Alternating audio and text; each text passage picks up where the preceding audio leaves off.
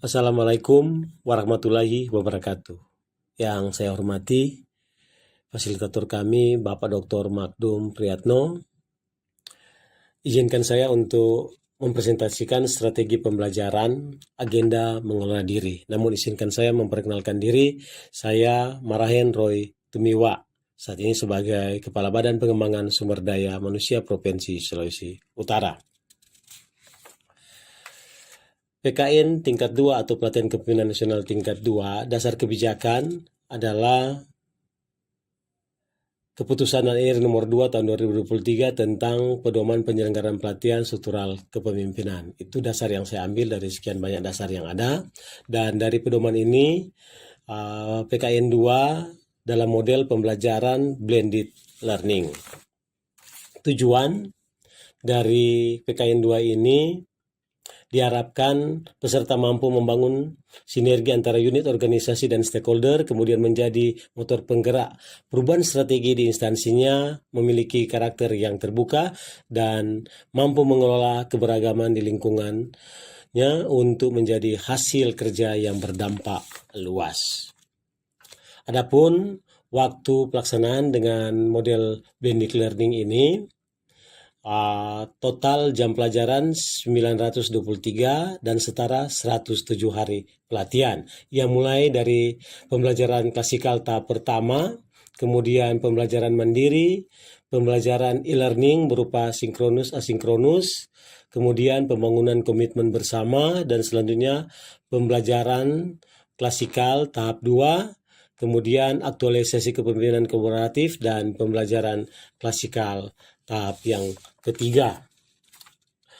Selanjutnya, agenda mengolah diri ini merupakan termasuk dalam kelompok materi inti yang terdiri dari dua mata pelatihan. Pertama, energi kepemimpinan, dan kedua adalah integritas kepemimpinan.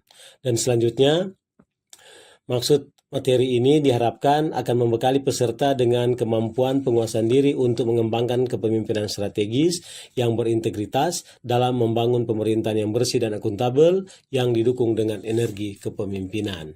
Perlu dijelaskan bahwa agenda mengolah diri ini dilaksanakan di awal agenda-agenda lain karena didasari bahwa untuk dijadikan dasar dalam rangka memayung keseluruhan aktivitas program pembelajaran selama PKN itu berlangsung, dan juga disadari bahwa untuk membantu dalam peserta mengikuti pembelajaran dalam agenda-agenda yang lain, serta untuk memberikan mendasari perilaku-perilaku dan pemikiran para peserta.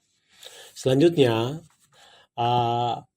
pembelajaran agenda 2 ini dimulai pada hari kedua, kemudian hari ke-6, hari ke-12, hari ke-13, dan hari ke-37. Adapun pokok materi energi kepemimpinan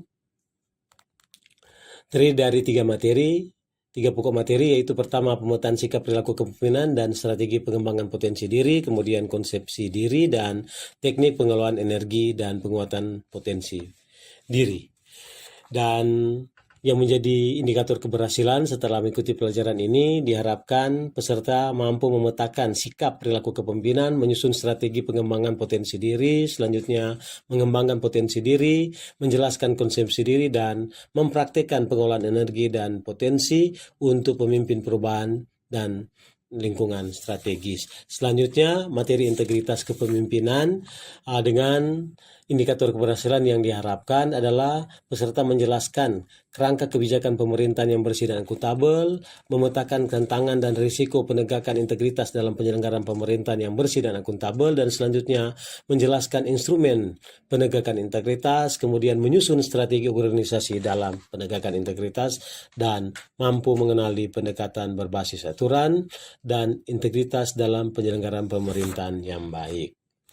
Kemudian, strategi delivery pembelajaran yang saya buat dalam rangka kegiatan pembelajaran ini dimulai pada hari ke-12 sebagai pertemuan yang pertama, yaitu pembelajaran sinkronus 4JP, yang diawali dengan perkenalan singkat, kemudian overview keterkaitan dengan agenda 1, dengan agenda 2 dan agenda 3 serta agenda 4, kemudian pendalaman mata pelatihan energi kepemimpinan serta isu strategis dengan memilih sampel-sampel dari esai yang dibuat oleh para peserta serta memberikan feedback dan kemudian menjelaskan tugas individu untuk pertemuan ke-13 pada hari kedua.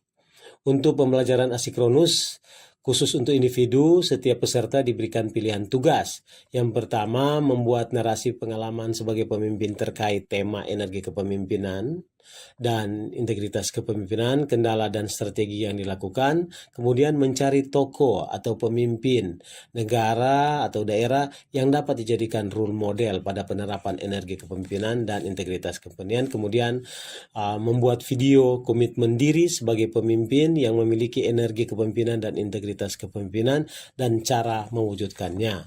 Sedangkan untuk kelompok, yaitu peserta dibagi ke dalam 3 kelompok. Kemudian kelompok menetapkan kasus isu strategis yang diambil dari salah satu peserta kelompok. Kemudian peserta kelompok dengan esai yang ada menganalisa tentang isu-isu yang terkait dengan energi kepemimpinan dan integritas kepemimpinan. Kemudian merumuskan alternatif strategis untuk meningkatkan energi kepemimpinan dan integritas kepemimpinan. Media yang digunakan adalah Zoom, Meeting, Cloud, kemudian petunjuk tugas dan video serta leto. Pada pertemuan kedua di hari ke-13 ini kegiatan sinkronus, yakni pembelajaran dilakukan dengan pendalaman mata pelatihan energi kepemimpinan dan integritas kepemimpinan, kemudian presentasi tugas individu, diambil sampel beberapa dan tentu diberikan feedback atas presentasi tugas yang dibuat. Kemudian selanjutnya presentasi tugas kelompok dan pemberian feedback atas presentasi dan tugas kelompok tersebut serta menjelaskan untuk penyelesaian tugas-tugas individu yang harus diselesaikan untuk dipresentasikan pada hari ke-37 atau pertemuan ketiga. Kemudian untuk asinkronus, yaitu penugasan individu, yaitu melakukan analisis video atau artikel isu kontemporer yang berkaitan dengan energi kepemimpinan dan integritas kepemimpinan. Selanjutnya, hasil tugas harus dimasukkan sebelum pertemuan ketiga dimulai. Sedangkan kelompok, di mana kelompok sudah dibagi 3 dan memilih salah satu video atau artikel peserta dalam kelompok untuk diselesaikan dalam tugas. Kemudian hasil tugas kelompok itu diupload ke LMS paling lama sebelum pertemuan yang ketiga dimulai dan tugas dipresentasikan pada hari yang ketiga.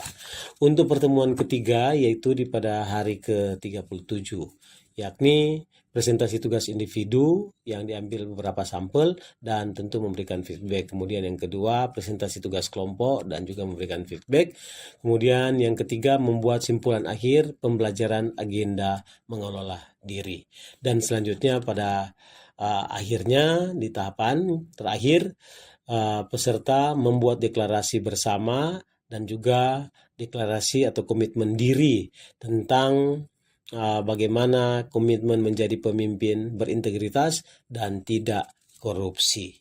Kemudian untuk contoh tugas ini ada di lembar berikut ini dan dapat dilihat yang bagaimana untuk membuat narasi pengalaman sebagai pemimpin dengan menerapkan energi kepemimpinan, selanjutnya integritas kepemimpinan, dan kemudian sistematika untuk tugas, kemudian disiapkan bahan presentasi dalam bentuk PowerPoint, kemudian hasil tugas diupload ke portal yang ditentukan oleh penyelenggara dan kemudian menyiapkan diri untuk mempresentasikan pada pertemuan selanjutnya peserta sebagaimana yang sudah diatur. Demikian yang dapat saya sampaikan dan selanjutnya sebelum saya tutup, izinkan saya membawakan satu pantun. Indahnya lautan tidak seindah dirimu. Manisnya gula tidak semanis dirimu. Pemimpin berintegritas itulah dirimu. Tidak korupsi, banggalah kami pengikutmu. Demikian, terima kasih. Wabillahi taufiq wal hidayah. Wassalamualaikum warahmatullahi wabarakatuh. Shalom.